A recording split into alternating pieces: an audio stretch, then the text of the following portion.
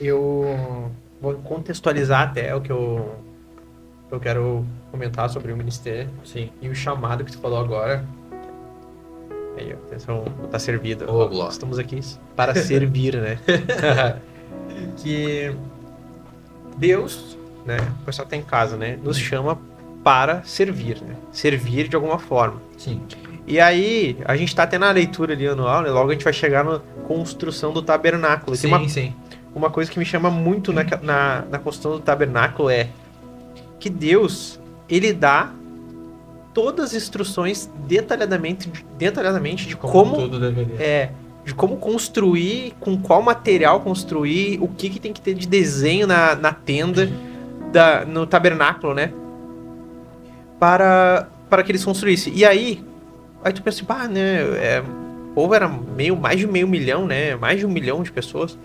E dentre o povo, Deus fala com Moisés: eu capacitei e dei destreza, né, e toda capacidade a artesãos, construtores para servir e fazer isso, né? E depois, isso me chamou muita atenção porque eu tava lendo esse capítulo e eu voltava e ficava olhando, cara, queria meditando naquilo, sabe? Sim. E logo em seguida, ele comentando ainda, né, e Moisés descrito, né, que Deus estava pedindo para Moisés e Deus falando, o Senhor disse que encontre todo aquele que queira também. Deus deu a capacidade e a destreza para servir e fazer aquilo que ele queria. Sim. Que era construir um tabernáculo. Daquela forma, né? Com um pilar X, com o tipo de madeira Sim. X, com o tecido de linho, Sim. com o tipo de linho específico. As cores. As cores, o ouro, a arca da aliança. O altar. Tudo detalhado. Tudo. E Deus deu capacidade para os homens, para artesãos, para artesãos, né? Artesãos. Construtores para fazer todo esse trabalho, né? Então Deus ele tem,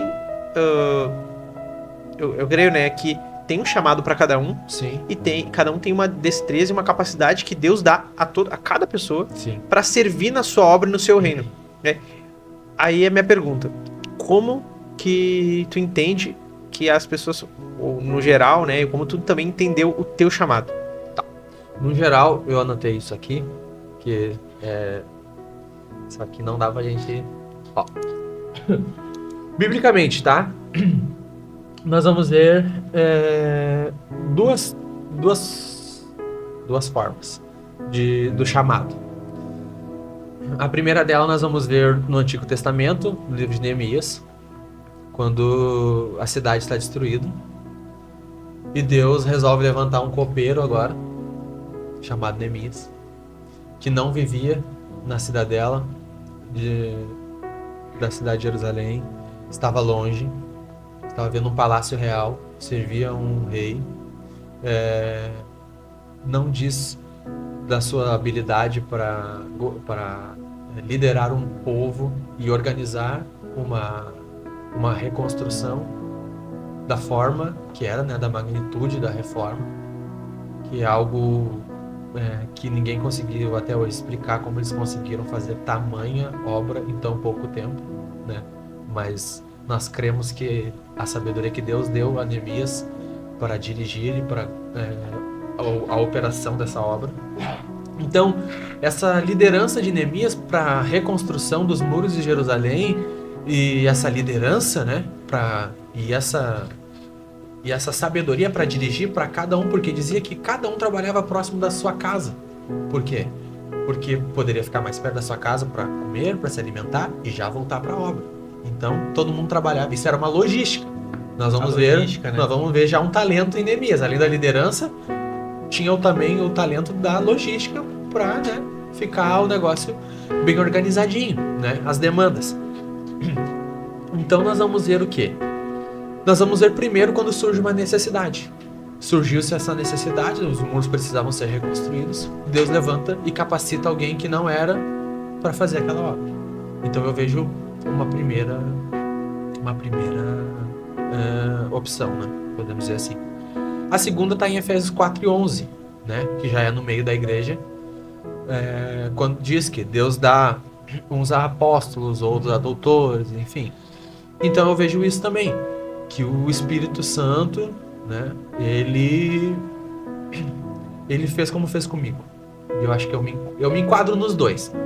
Haja visto que quando eu cheguei no Jardim Algarve, havia uma necessidade, né? Não tinham líderes para colocar ali. Eu já tinha trabalhado há muito tempo com líderes, né? Só que assim, cara, não era comparado com a demanda que tinha ali, né? Tinha que prestar conta para a superintendência, para um Adal. Tu tinha todo sábado aquele compromisso do culto, o trabalho diário, né? Outras atividades, enfim. Era um outro tempo já, né? Então tu tinha que se adequar àquilo, informações, tinha que buscar sempre ideias, né? Então, tipo, era uma necessidade. Deus me usou, me chamou dessa forma também. Só que hoje, para vocação que Deus me chamou do pastorado, que eu tenho essa convicção, como eu já falei, é uma convicção. Esses dias, fazia muito tempo que eu não fazia isso, mas esses dias eu e o Eduardo, nós aconselhamos uma moça que está passando por um problema, também de depressão, enfim. E eu falei para ela quando nós chegamos em casa, eu me senti vivo. Fazia muito tempo que eu não fazia isso. Então, aquilo me chamou muito, assim, a atenção e eu me lembro que quando, no dia 31 para o dia 1º, nós escrevemos uma carta de de tudo aquilo que nós queríamos realizar esse ano. E as primeiras coisas que eu falei era que a minha família e a minha casa crescessem, né, no ministério, desenvolvessem teologicamente, biblicamente. Então isso vem de encontro ao chamado que Deus já tem colocado no meu coração e essa chama que queima dentro de mim. Então isso foi um dos primeiros, assim, por último foi isso.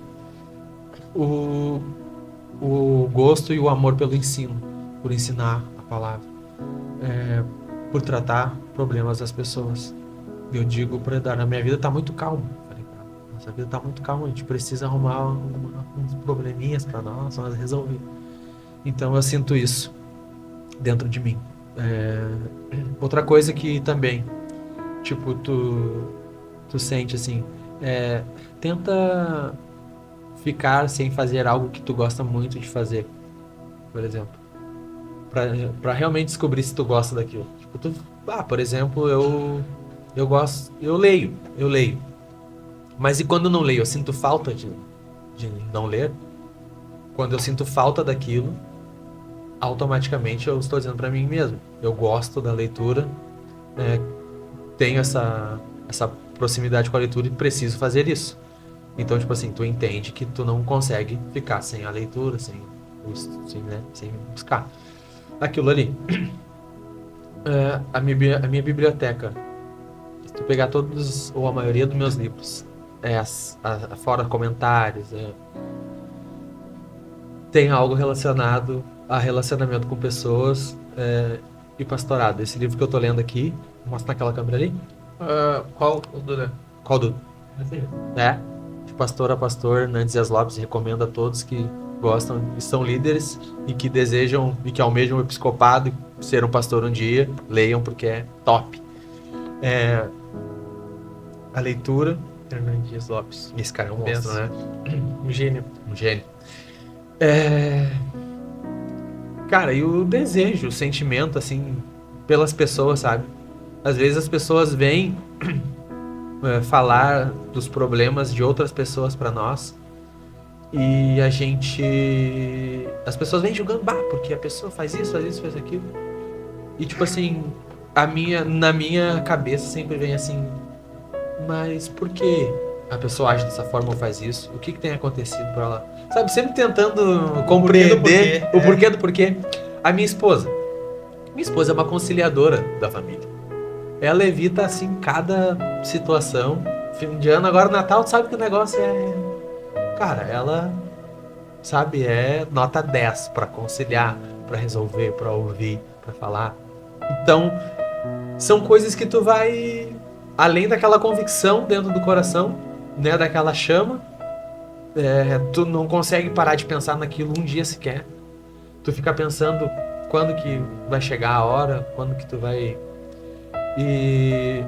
E tipo assim, eu coloquei esse ano, quando nós colocamos nossos planos ali, eu coloquei, não foi uma carta pra Deus, porque eu não acredito muito nessas coisas, mas eu acredito que quando tu escreve algo, toma nota daquilo, é algo que tu não quer esquecer, é algo que tu quer fazer lembrar, né? Sim. Então, quando a gente escreveu aquilo, parece que foi uma chave que virou, sabe? E desde então, esse sentimento vem se aflorado assim, mais e mais na nossa vida. Na minha vida, na vida da minha esposa. E a gente tá se disponibilizando para isso, né? Eu lembrei de um versículo ali agora, até não, talvez não lembro a referência, mas é em Filipenses que tu falou. É Deus quem efetua em nós o querer e o realizar. O operar. Né? O querer e o realizar vem de Deus. Então, agora tu falou realmente, né? Isso queima no teu coração já tem um desejo. Sim. Então, já é o que Deus tem despertado. E o realizar ele vai fazer. Exatamente. Tipo, cara, tu vê, o líder de jovens a liderança é uma preparação para um pastorado. Porque como nós falamos aqui, cara, o cara que lidera jovens, que consegue resolver os BOs, né, da galera, é um cara que tá pronto. Com certeza vai ser um excelente pastor. Eu acredito que a liderança dos jovens forja em nós essa capacidade, né? Porque com os jovens também tem a mesma questão de problemas seculares, enfim, né? Então, cara, eu acredito que é isso, assim, essa questão da vocação, ela vem dessas duas formas, né? Biblicamente falando, mas a gente também se sente inspirado, né? Se Deus inspirava os profetas, inspirava os apóstolos, né? O Espírito Santo inspirava. Eu acredito que Ele também inspira os homens hoje, né? A servir a igreja da forma que Ele quer, que Ele deseja, né? Sim. E temos vivido tempos difíceis, né? Sim. Eu não sei agora, mas eu vi pelo menos poucos anos atrás, que a igreja na Europa parece que tinha igrejas fechando porque não tinha pastores. Sim. Né? Então, tem a questão também do Rio Grande do Sul, que é um dos lugares que menos tem, assim, eu acho que o evangelismo, não é evangelismo, é tipo igrejas evangélicas, né? No Brasil, assim, comparado aos outros estados. Sim. Né? E tem muitas outras religiões que tem no Rio Grande do Sul que se extrapola comparado a outros estados. Mas isso é um dado aí que eu não vou lembrar agora. Sim. Mas tem na internet, já estava conversando também sobre isso. E Deus tem chamado, né? Pessoas que querem realizar essa obra. Eu lembrei aqui, ó. É Filipenses 2, capítulo 2, versículo 13. Pois é Deus quem produz em vocês tanto o querer quanto o realizar, de acordo com a boa vontade dele. Então, se a nossa vida está à disposição dele, ele vai operar em nós aquilo que ele deseja, finalmente.